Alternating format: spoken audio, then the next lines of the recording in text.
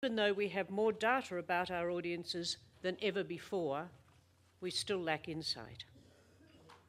We know what they've seen and what they've spent and how often, but do we know why? Do we know what motivates them, or what engages them, or whether they will visit again? This insight gap has partly been filled by this study undertaken by Jules, a copy of which you all have, exploring 2 initiatives that are changing the way arts organisations communicate with their audiences. Please welcome Jules Clements.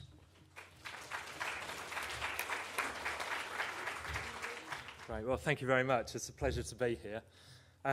So, Christine's just given you half my presentation, so I can be very brief now. No. That's quite all right. I should add as well that the report you have isn't just my work. There were quite a few other people involved with that. I just get to talk about it a lot. So on the screen you've got my very serious presenter name. I think it's important when you're doing these kind of presentations to establish a certain amount of gravitas, and so I do that by putting my full name. What do we really know about our audiences? I mean, it actually turns out we know an awful lot. In fact, we've never had more of this than ever before. We're collecting it in an enormous amount of different ways. So a lot of people here work for organisations that are ticketed. So you're collecting data about people all the time, their names, their addresses. But we're struggling all the time actually to see a picture of the whole market. And all of these things that we know, there are bits of information that we don't have. So, you know, we know where they live, we know how far they've come to visit us. We know how many tickets they've bought, but very, very rarely know why they bought them. And often don't really know who they bought them for. We know when they bought them.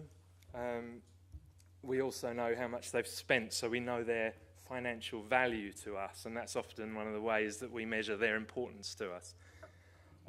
We also know what they've been to, and we often use that as a way of marketing. So we look at past attendance.